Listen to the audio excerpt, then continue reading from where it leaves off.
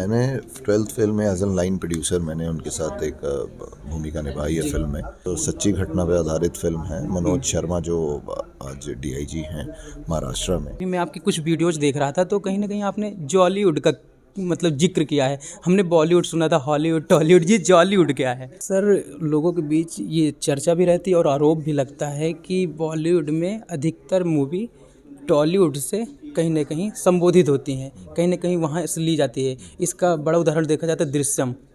तो क्या यह आरोप सही है? नमस्ते भारत एक नई सोच देख रहे हैं और भारत एक नई सोच की टीम अब जम्मू भी आ चुकी है।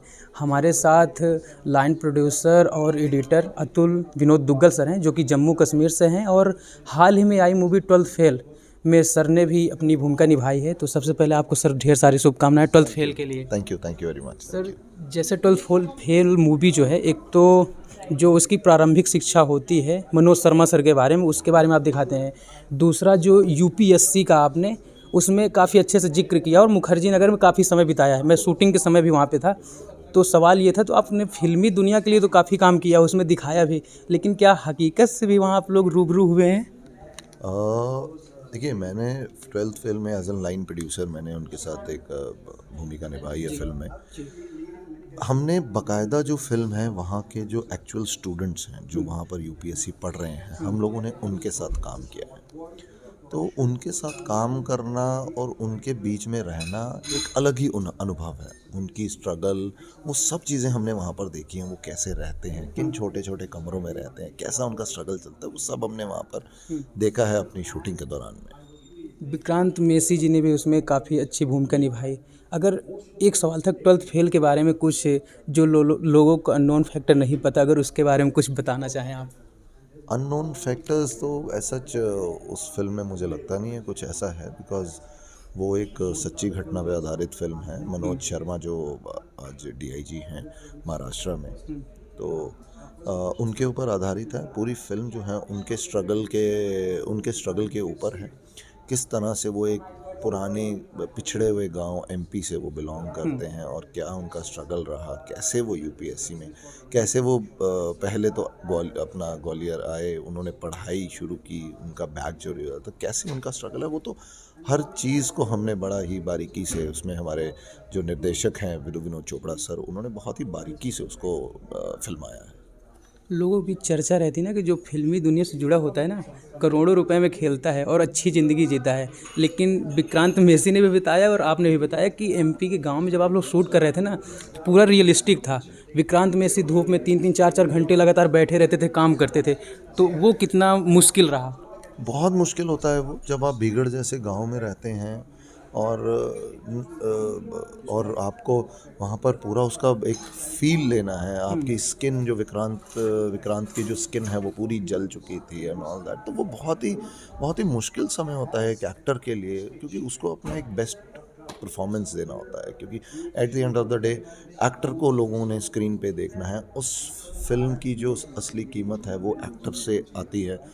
जब तक एक एक्टर अच्छा परफॉर्म नहीं करेगा तो वो फिल्म उस मुकाम तक नहीं पहुंच पाती जिस मुकाम तक आज 12th फेल है। और इसमें कोई शक नहीं है कि विक्रांत मासी ने कोई गलत है। He has done an wonderful job. मतलब उसके जगह कोई और उस फिल्म में होता तो मुझे नहीं लगता कि इतना अच्छा परफॉर्मेंस कर पाता। उसने कहीं ना बहुत कहीं अच्छा वास्तविकता को दिखाया तो लोगों ने पसंद भी किया।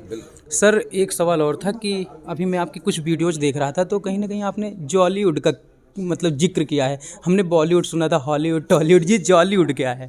बेसिकली मैं इस फील्ड में 20 साल से ज़्यादा मुझे हो गया। तो मेरा एक ड्रीम है, एक पैशन है कि मैं जम्मू कश्मीर को भी फिल्मों के माध्यम से आगे लेकर के आऊँ। हम लोग बॉम्बे में जाते हैं, काम करते हैं, तो हम वहाँ पर जम्मू कश्मीर को रिप्रेजेंट करते हैं। तो वही एक ड्रीम है कि हम जॉलीवुड एक बनाएं यहाँ पर, जहाँ पर जम्मू कश्मीर के लोग जो हैं, जो लोकल आर्टिस्ट हैं, वो सामने आए, वो फिल्में बनाएं, शॉर्ट फिल्म्स बनाएं, वेब सीरीज़ बनाएं। तो एक अच्छा फिल्मी कल्चर, फिल्मी फैमिली हम यहाँ पर बनाएं, तो यहाँ का हेरिटेज और उस सब चीज़ों को प्रमोट करें। जैसा कि अभी यूथ के लिए प्रोग्राम था तो उसमें भी अनाउंसमेंट किया गया कि आप 20-25 मिनट की शॉर्ट फिल्म बनाइए, उसमें प्राइज़ भी किया जाएगा और आपको मुंबई भी ले जाया जाएगा। और एक सवाल ये था कि अभी जब आप स्पीच दे रहे थे, इसमें स्टेज में बैठ के 3 महानुभाव थे, तो जब मैं जहाँ पे बैठा तो वहाँ पीछे से चर्चा आ रही थी कि सर इतने देखने में हैंडसम हैं, तो ये सर कैमरे के सामने क्यों नहीं आते कैमरे के पीछे से क्यों काम करते हैं? देखिए, मैंने कभी उस बारे में सोचा नहीं कि मैं कभी कैमरे के आगे आकर के काम करूँगा।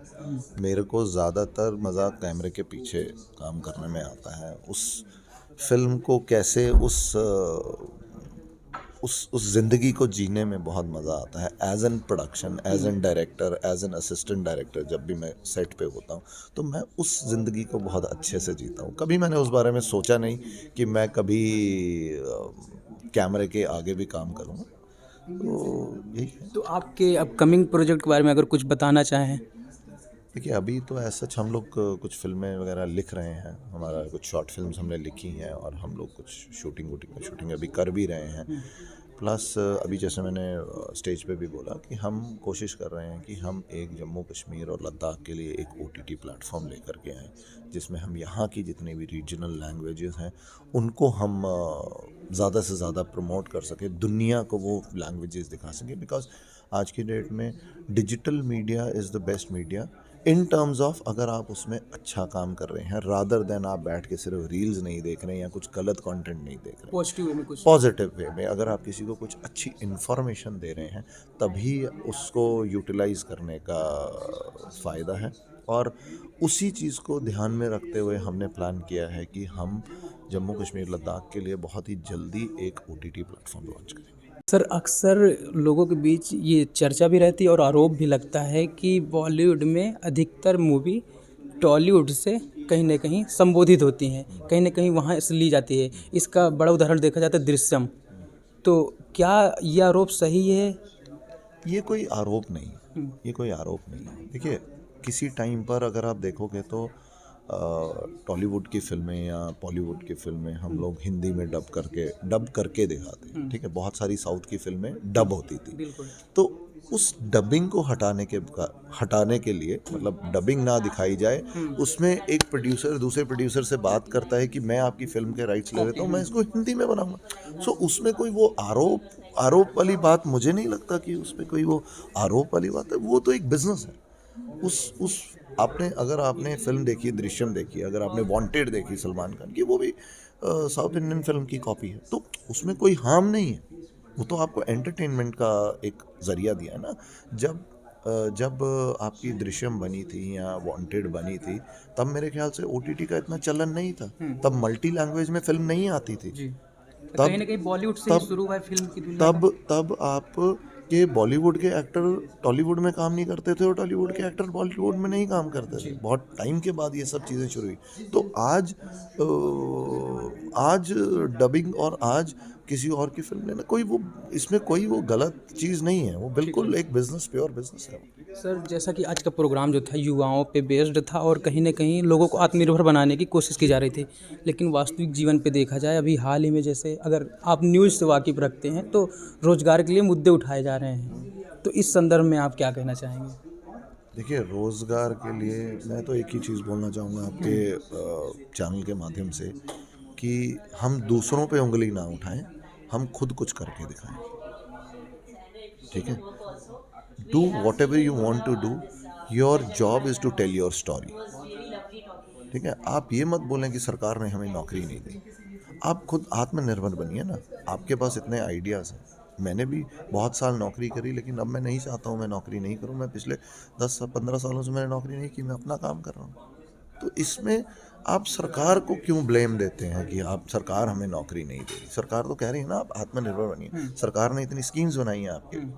आप 2 लाख रुपए का काम करना चाहते हो तो 2 लाख रुपए भी दे रही है। आप 10 करोड़ का काम कर रहे हो, सरकार 10 करोड़ भी दे रही है।